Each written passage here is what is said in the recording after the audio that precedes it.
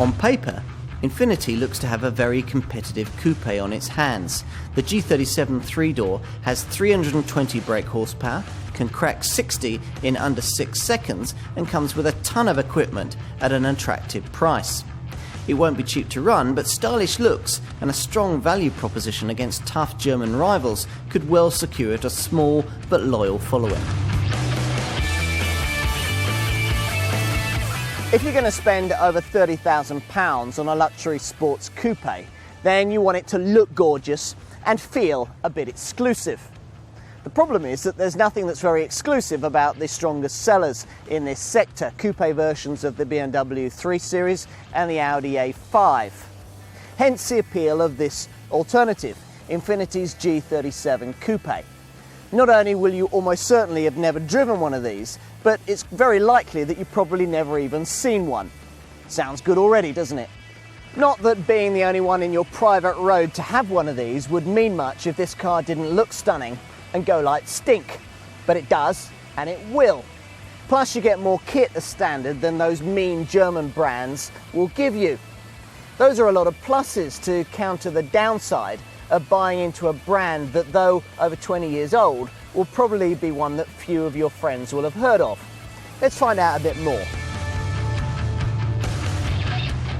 Infiniti also sells this G37 as both a saloon and a convertible, and like those variants, this coupe is based on underpinnings from Nissan's 370Z sports car, which has a version of this car's 316 brake horsepower 3.7 litre V6 engine.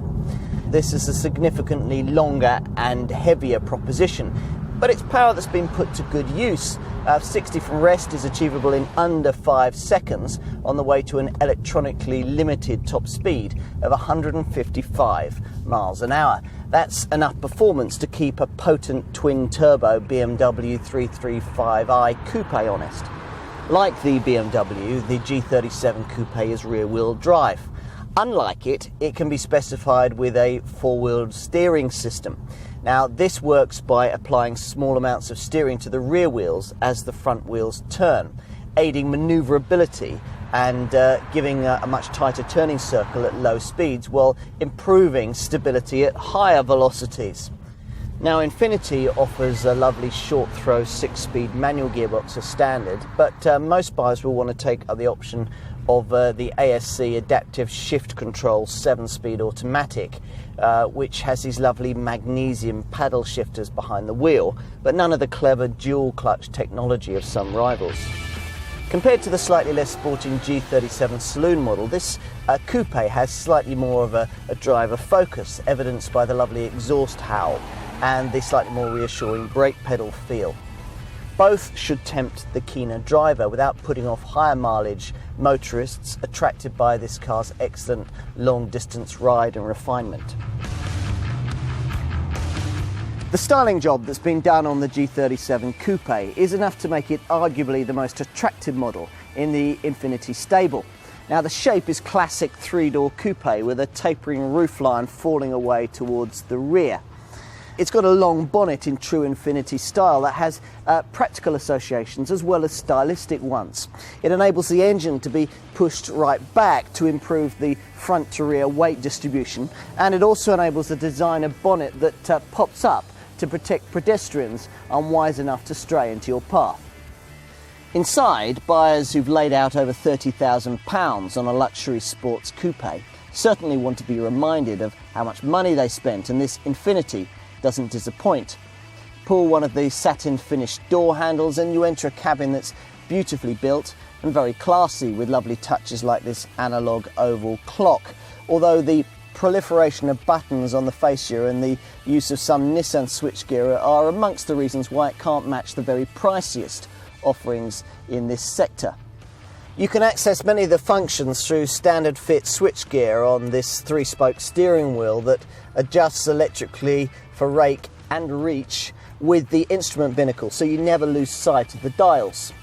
The rear quarter lights give decent over-the-shoulder visibility too. The squat coupe proportions mean that front seat passengers sit a little lower than those at the back, and that encroaches slightly on rear seat space, which, as you can see, is really better suited to children than to adults. My head is fairly close to this rear window glass. Still, at least access to these rear seats is pretty straightforward thanks to these electrically powered gliding front seats that automatically return to their original position once you've used them. There's also an adequately sized 275-litre boot, which, as you can see, is extendable by using this lever to fold down the rear seat. List prices suggest that you'll be paying in the £30,000 to £35,000 bracket for your G37 Coupe, and that puts it up against tough German rivals like BMW's 3 Series and Audi's A5. You could conceivably even consider Nissan's 370Z, although that offers a lot less class and equipment, and it has less of a luxury focus. The G37 Coupe range comes in standard and plusher models, plus you get this sporting S version that has four-wheel steering, a limited slip differential, firmer suspension, sports seats and upgraded brakes. All models, however, come well kitted out. Standard stuff includes bi-xenon cornering headlamps, electric seats, speed-sensitive power steering, parking sensors, a 6 CD stereo with Bluetooth connectivity, and you've even got these 19-inch alloy wheels that really set the car off. Safety kit includes 6 airbags and traction and stability control, as well as Isofix child seat mounting points in the rear seats for added peace of mind. That also runs to anti-whiplash head restraints to keep your neck being forced forward in an accident. Nice touches across the range include the iKey smart entry system, which senses this ignition key if it's in your pocket or your bag, so that all you've got to do to get going is to pull the door handle and punch the ignition button. Then there's this scratch shield paint, which applies an elastic resin to the top coat here, so that the gloss finish isn't disturbed by minor blemishes or scratches. They just heal when the paintwork is exposed to the sun. Equally important for potential owners will be the news that Infiniti Centres offer a free collection and delivery service, which is just as well because it's a fairly small dealer network. So you don't have to visit the dealership unless you actually want to. There's also even a helpline that gives you all kinds of information when you're on the move. Thanks to that big petrol V6, you'll need to budget for a not insubstantial set of running costs. Expect around 27 miles to the gallon on the combined cycle and 248 grams per kilometre of CO2. Insurance is Group 19. Infiniti build quality surveys in the US, where the brand has been on sale for over 20 years, suggest that nothing is likely to go wrong. But in the unfortunate event that it does, Infiniti have something called a total ownership experience, which means that you'll be treated like royalty regardless of the age of your car. And that should help residuals, which experts believe will be around 45%. That's a kind of bottom end of what you'd expect from a Lexus after 3 years and 36,000 miles. The G37 Coupe is a fresh, stylish and imaginative choice in a £30,000 to £40,000 luxury coupe sector, rather overstuffed with German alternatives. Neither Audi or Mercedes can really offer a sharper drive, and neither of their cars feel as luxurious or are anything like as well equipped.